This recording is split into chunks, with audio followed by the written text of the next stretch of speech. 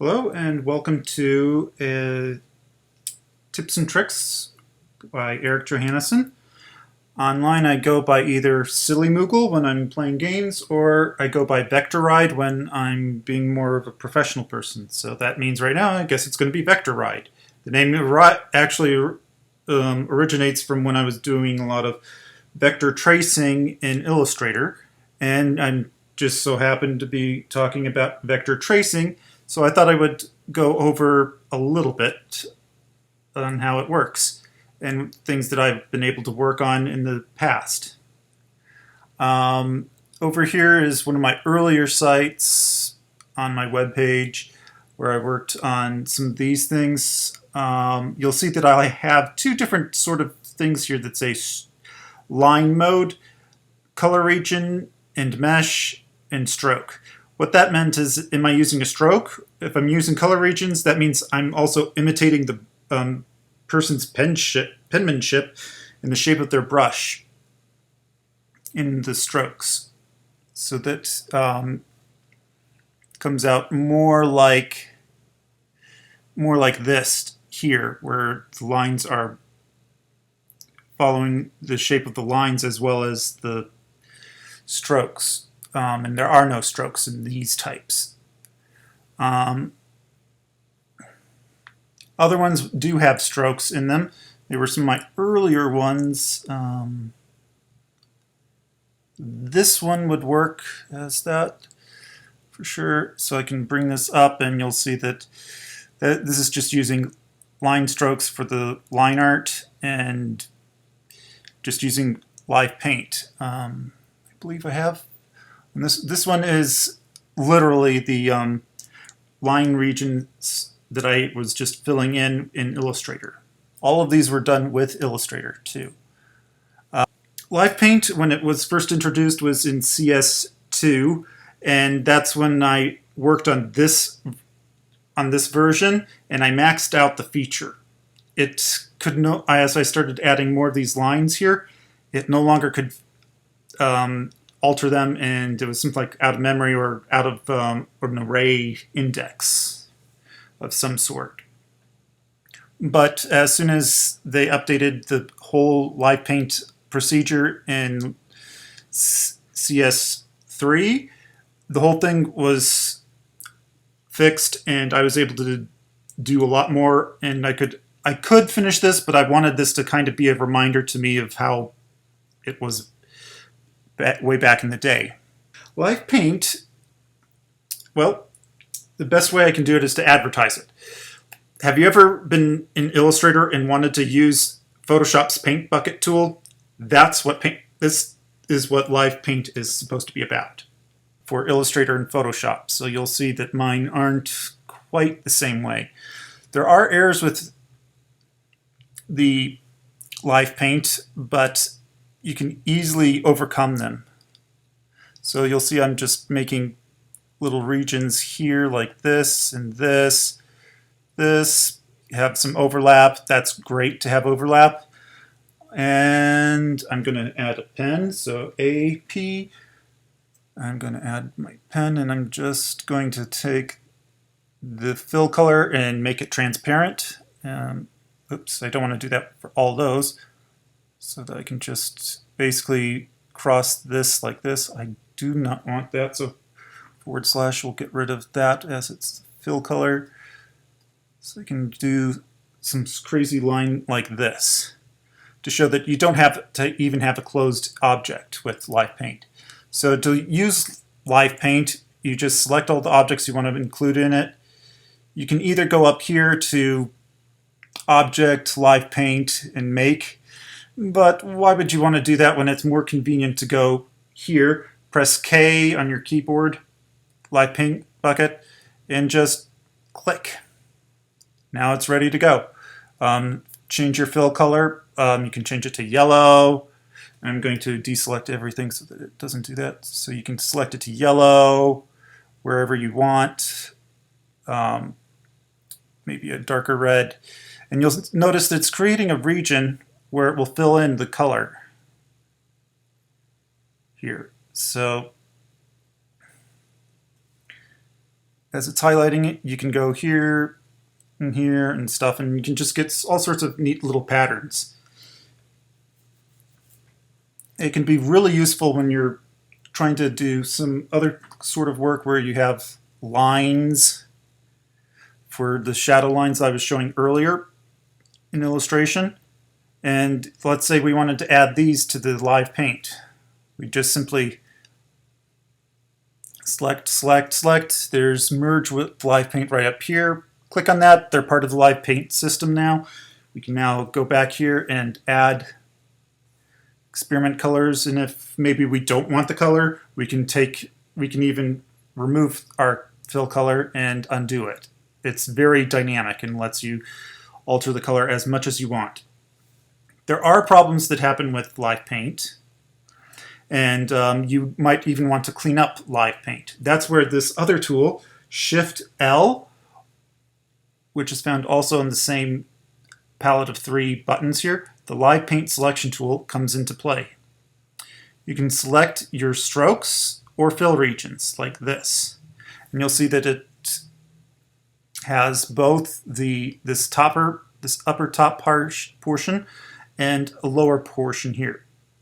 If they're different by any parts, like here we have a fill of cyan and then a fill of an empty fill here, it will put this question mark because they're not uniform.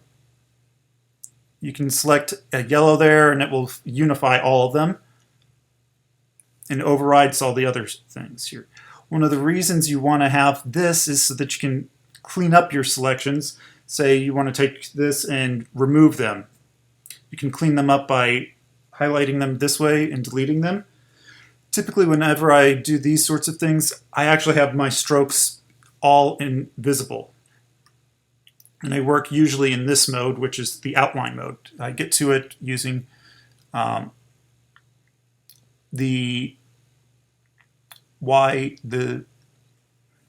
is Command Y, the outline preview.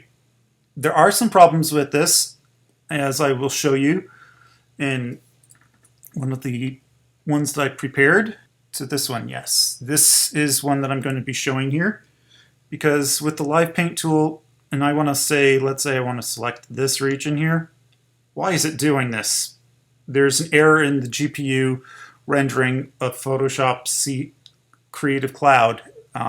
To correct it, you can just take it out of the preview on your graphic processing unit and just use CPU, and it goes back to the old drawing engine and it will draw these things out perfectly. There are a few other issues that you might want to be aware of when you're getting these files. So we'll open up this JPEG. I'm going to bring them into focus a little bit more. Here you don't have it. This was saved within Illustrator as a JPEG. And I'm looking at the regions where there's intersection where it looks like it's fine. Okay, so now let's say we go over here to this program, to the file, and we are just going to open up in Photoshop. Make sure this is an RGB for a change. Good. And now you will see, what the hell is this? These are the regions that it was making the LivePaint selection, the LivePaint selections, and it actually makes a minor cut into the surface. So while you're exporting them maybe from within Illustrator itself, you won't get those artifacts. But inside, if you import it into other programs, say Photoshop, probably even After Effects, you will get this problem. And there are ways you can work around it. Basically what you want to do is, I'm going to save this as another file, Control Shift S, save this as 2. Yes, that's fine. And I'm going to duplicate this, not just the layer, just the 2 parts here. And now I'm going to turn the top one off. We want to look at which ones are, how the layers are ordered.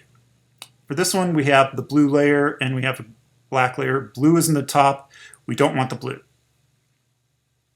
So basically, we're trying to just undo the blue by deleting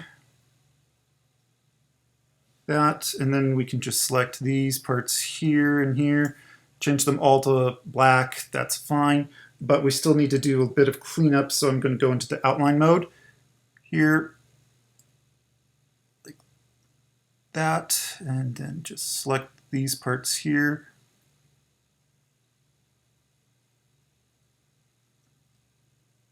And these are the regions I want to basically delete before I change this back to an object that we will use. Go up here and actually just select the thing, and it's not selecting it because I locked the layer. Highlight it, expand. There, it's now just a regular Photoshop shape that you can use with gradient meshes and whatnot. Then we want to go up to this one here and do a similar sort of process. Now we just want to have the blue color here. This is when we're truly finalized with the entire project. We just want to have this cleaned up. Okay, Shift, just highlight and take that out, and that should get rid of all of those parts, and it's good. So I can now take this, the elements on that layer, expand them, and now I can save this. I go into re-importing this into Photoshop again. Okay, double checking. Okay, it has even a mode this time. Great. And now you'll see that the cuts were taken out, and it's the way that we would want it to be if we had made the thing traditionally.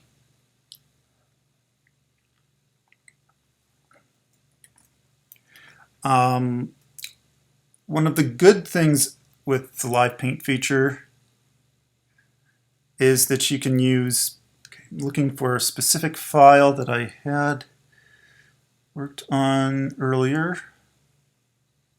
Let's see here, it was, which one was it? It was a blue one, so that might have been 2008, or was that over here? This one.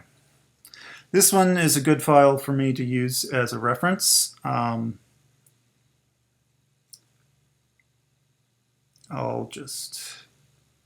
like locking my layers when I'm done with them. Just going to copy this, go into Photoshop, and I'm going to make new. It's going to be from probably clipboard.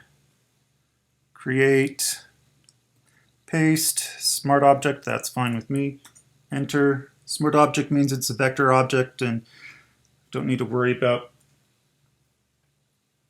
other elements, but we still have the same problem that we had before of the seams.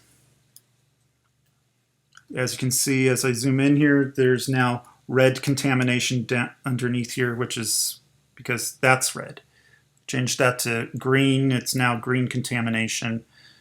This is just a technique that I use when I'm doing green screening to make sure that I'm doing my rotoscoping correctly. And I don't have errors like this. So there are other things you can do with LivePaint. There are some artifacts as well. There were some, I know there were somewhere around the eyes that show up better in Illustrator. I'm going to turn off the original that I was tracing from, and I'm going to deselect everything so that now I can go and zoom in the eye area here to show. Problem, there is still on it's still on that, so I'm going to do this back with the older render thing, and there we go. You'll see there's an error right in this region here, where if I go into outline mode, Command Y or Control Y, where my stroke is broken. And here you'll see that it says it's that other color. So that if I put a black here, that should fix it. You can also clean up little specks by touching them here and deleting them. That can really help clean some of these things up. However, sometimes if they're in a region, okay, this time it's catching. Sometimes when they don't catch and you're trying to alter this thing, you want to just extend it a little bit and so that it's a little bit longer. You notice I'm in the white selection tool or direct selection tool here. And then I'm going back to the LivePaint selection tool so I can just select just this portion so I can delete it. And that you can do that to clean up the things. It's good to actually have it go a little bit beyond because sometimes you can't it's hard to pick these things up. Like, okay, like that segment right there. I'm trying to clear out. But this should give you a quick preview as to what LivePaint is, and hopefully it can be added to your workflow and improve your workflow's productivity.